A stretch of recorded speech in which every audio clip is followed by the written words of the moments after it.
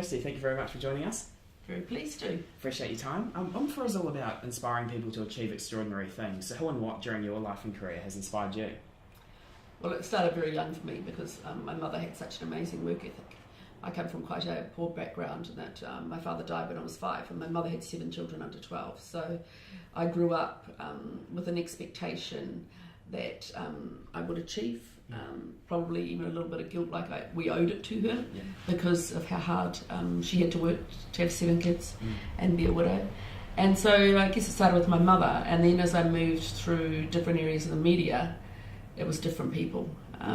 According to, I guess, at that time, having not grown up with a father figure, according to, people who I felt personified what I wanted to be in different parts of the media, or that I felt had an extraordinary insight. There's people, I guess, like Peter Pace, who was the editor of the Auckland sports editor of the Auckland who was the sports editor of the London Sun, who came out to be editor of the Auckland Sun, which was a newspaper that I worked on, and I just felt he was the best headline writer, the best layer out of a page I'd ever met. So huge inspiration in my print career. And then as I moved into television, there were different people. But there's also been other people like Peter Brock, the motor racing driver. He's probably the best living person I've ever met. Just the way he lives, the things he says, the way he inspires you to think you can do anything. So there's a variety of people. Other than my mother, there's not one overriding person. There's different people who at different times have made me think, wow, and still do. I still see people or hear someone speak and go, wow, you have something special. And do you, when you were in at the peak of your television production industry, did you turn to some quite close mentors for advice along the way, or? I didn't actually at all. Looking back, I was very much a loner in my industry. I always thought the industry was a business, not an art, which kind of sets you apart in television because I was in the business of television, not the art of television. So I set out to create a good business model, to create a company which would be a saleable asset one day. I always considered television to be a global business. I've never made New Zealand television. I've always tried to make television in New Zealand, television for the world. And that business model meant probably that I was pretty much on my own through from the mid-90s till probably mostly from about 1993 till about 2006. I really was kind of pretty much on my own and thinking that making shows in New Zealand and selling them to the world was a way to create a business. Yeah, and as you say, you started off in print and moved into television in the late 80s, founding Touchdown Productions, today Eyeworks, only a few years later. So did you see moving into television as a great business opportunity, or was it following your passion? Okay, well, growing up as I did in a poor family, television was our main form of entertainment.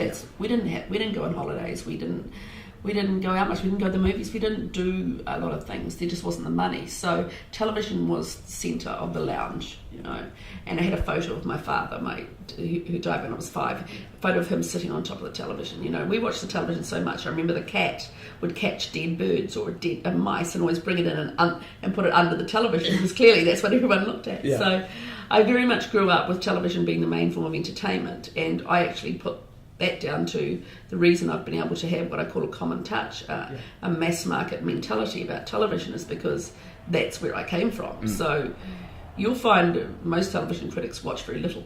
Okay. And they watch niche television. Right. Whereas I think that what I did is I came to understand what the ordinary person who comes home from work really likes about the escapism of television. It's not there to educate you. It is there to inform you, but most of all, it's there to entertain you, and that gets lost, even more so these days.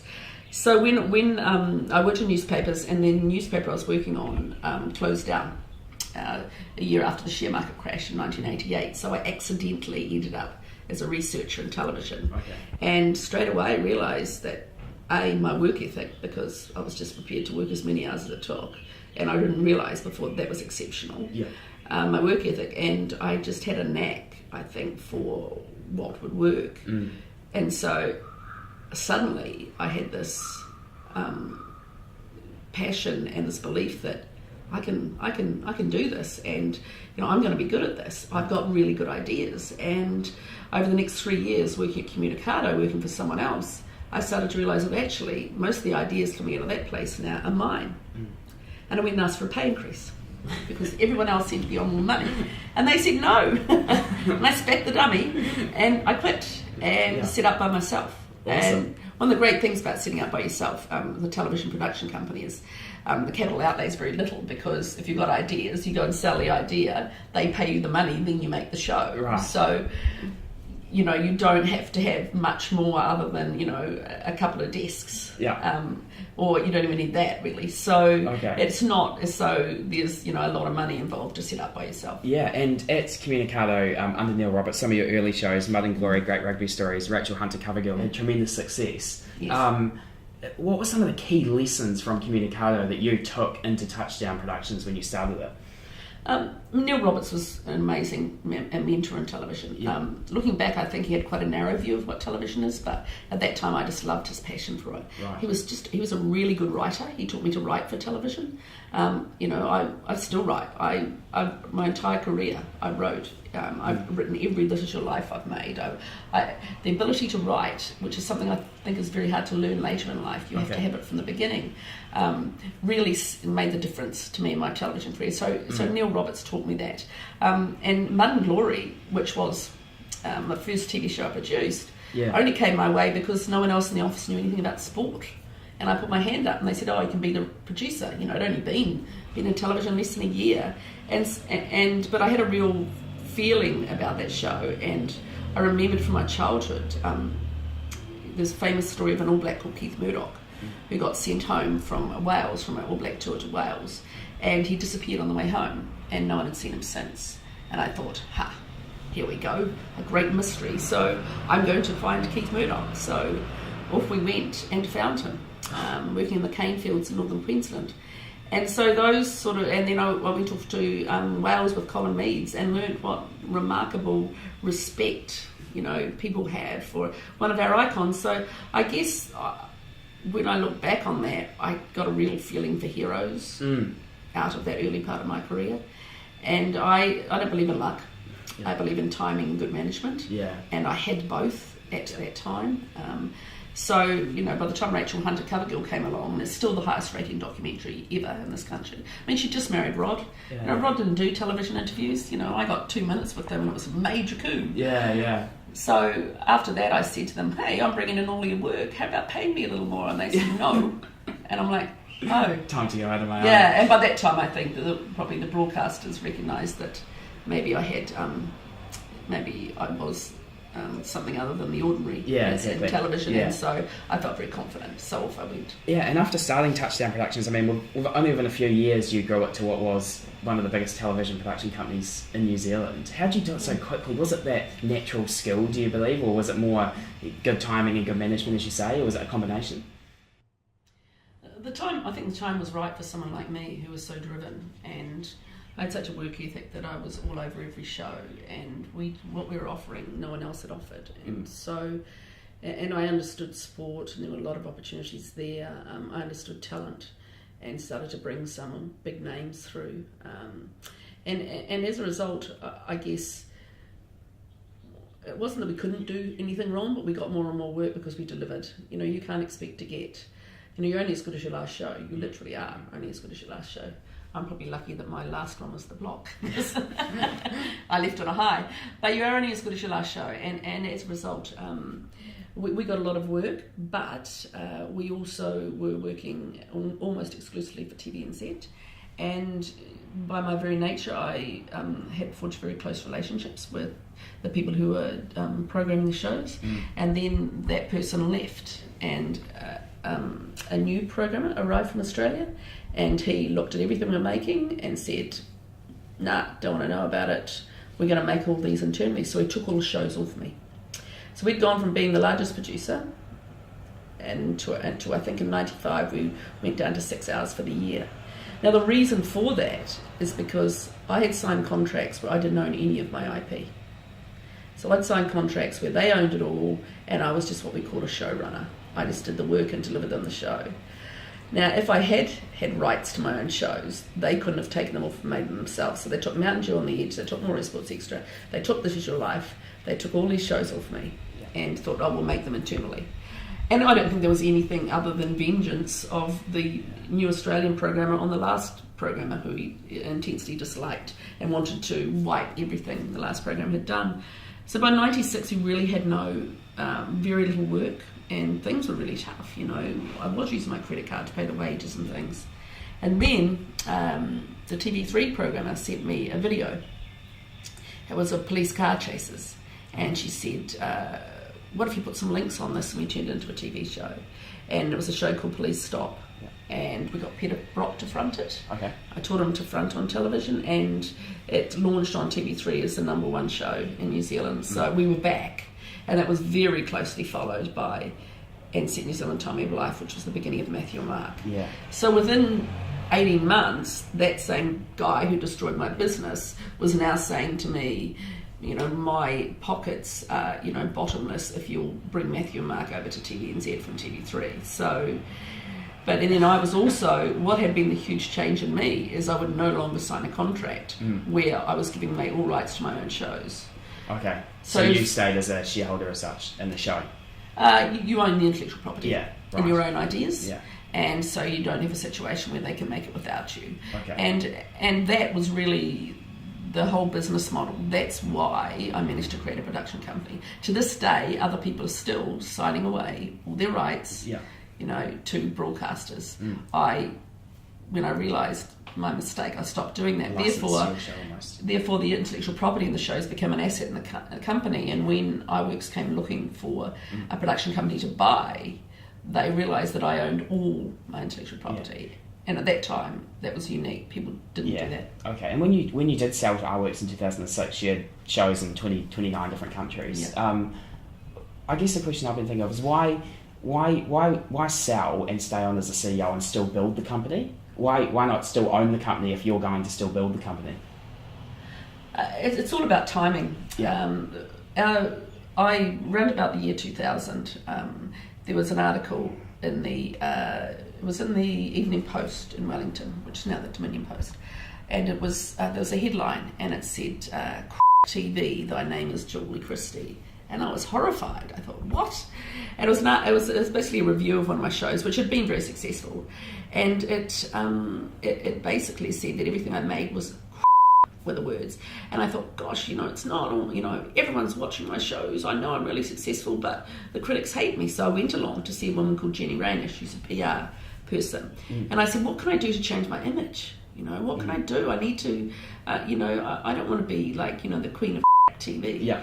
And she said to me, well, there's a couple of things you could do. You go outside and get run over by a bus and then all say nice things about you.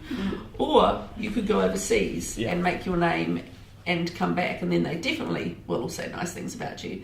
And so from that moment on, I started to develop a company which made shows for overseas. I made formats, so you take an idea and then you sell the idea and they make their own version. Yeah. So by 2002, when we invented our game show called The Chair, and I said, no, we spent 17 grand on making this 6-minute faked pilot. You couldn't tell it was faked, it was completely faked. The concept of the show was there was a heart monitor and you had to keep your heart under control to answer the question.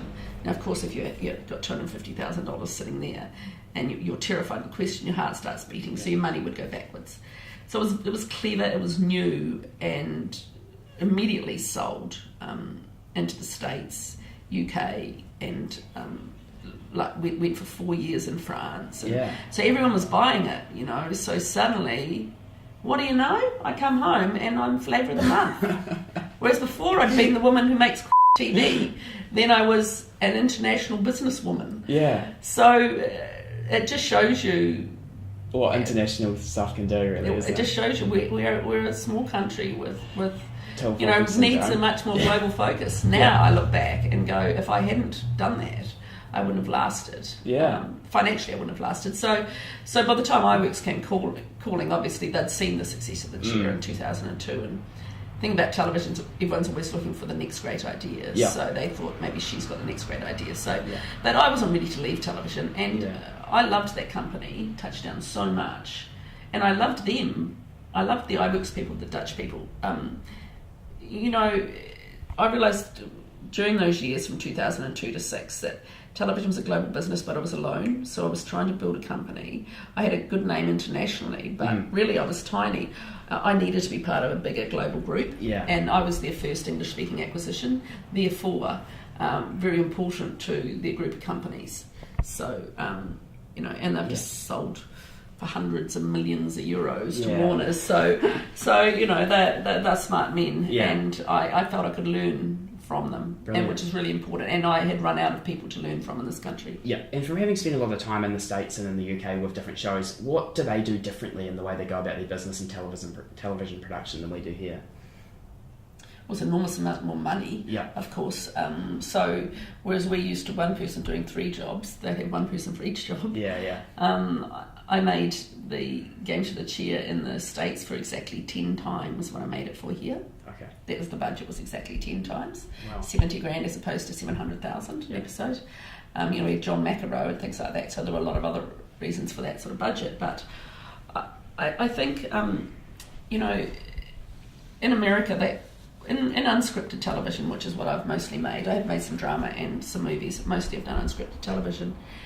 It relies on people verbalising their every thought. Americans do that all day, every day. It comes naturally. You know, they don't say, I'm going to go to the bathroom. They say, I might go to the bathroom. I think I'll go to the bathroom. I'm going to the bathroom. Come back. I've been to the bathroom. So they verbalise everything. We get up and go to the bathroom. You know, so you have wonderful talent. And then with Britain, it's the fact they have a wonderful class system. So their different classes by the way they talk, the way they act, their absolute ability to make complete idiots themselves without worrying about it, makes them great TV. We're pretty hard work. We've got, you know, the Australians are more American. You've got to learn to really push your talent. But then you create shows like The Block, and now everybody knows what's expected to get onto The Block. You want to be on The Block, you know you're going to have to be out there, because you know when you apply that there's no room for quiet people. Yeah, exactly. And what just talking about global thinking before, and you taking your ideas globally, what do you think Kiwis can be doing to think more global in their businesses? Well, the great thing about ideas, which are formats, franchises, is you don't need an enormous amount of money in your own country to create them. You know, and if you've got a great idea, then you can export that idea. You can receive, you know, in perpetuity a percentage of the earnings, the net receipts from that idea. You can do that, and you're not inhibited by the size of New Zealand. So selling ideas is not inhibited by the size of your country. In many things we are inhibited. There are things we can't manufacture. There are things we can't do. Even our movies are very inhibited by budget. But if you're selling formats, if you're selling ideas, then the other guy on the other side of the world who has the money is paying. And that, to me, is one of our great advantages. The great advantages of being the ideas business is you're not inhibited by budget. Yeah, absolutely. And from everything you've done, from, I mean, winning awards such as New Zealand Film and Television Award for Best Entertainment Program, all your shows being on board such as MediaWorks, Rugby World Cup, New Zealand Trade Enterprise, what are you most proud of in a couple of words today?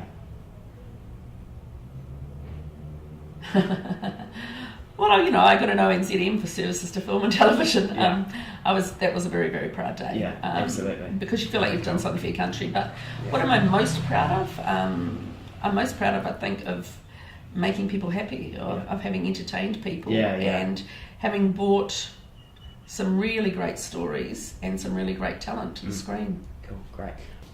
Good. So what's your dream still to come, Julie? Oh, God. My dream! We can come back to that if you want. No, my dream, I mean, you know, I've got 2 teenage kids, you know, they give me plenty of nightmares, so my dream is when my kids get through those nightmare years, really, and there'll be peace. You know, I'd like to see, I mean, I would love to, you know, have had another worldwide hit TV format, but I'm kind of out of the ideas business now. I'm interested in helping the television business become more sustainable. I don't believe that any industry is sustainable when it's so reliant on government funding. Like film struggles because it's almost entirely reliant on government funding. You know, we have to get a business model where where we can make content, we can sell content to the world, but we can be a sustainable industry. Okay. That you don't have to rely on government funding to have a business at all. Yeah, great. So just a few quick fire questions to finish. In summary, what does it take to be a television producer? It takes a really good gut feeling and one hell of a work ethic and some exceptional skills, like the one most missing, writing. Yeah. And from your whole career, what's a bit of advice or thing that you do that you keep at the forefront now that, hypothetically, if you go back to the start of your career, what bit of advice would have you given yourself? Well, I will tell you, always own your IP. Okay. Or at least own the net rights to exploit it. It's so important. Yeah. And looking at the opportunities in business globally, both in television production and just business in general, where do you see huge opportunity today in the world? Gosh, that's a big question. For a country with an agricultural economy, we need to think more about adding value to everything we send out, which means we don't just send the log, we send the furniture. We don't just send, milk. We obviously make other products from it. So, and we don't, and we ensure that we have a rights to our IP on our ideas so that the money keeps flowing back in. Yeah. And just before we finish, if you could sort of sum up your top 3 bits of advice for people who are wanting to get into television production, what would you say to them? Be prepared to work extremely hard. Yeah. Have a variety of skills. Don't think, I'm going to be Peter Jackson, so I'm only going to learn to direct. Yeah. In New Zealand, you need to be able to write first.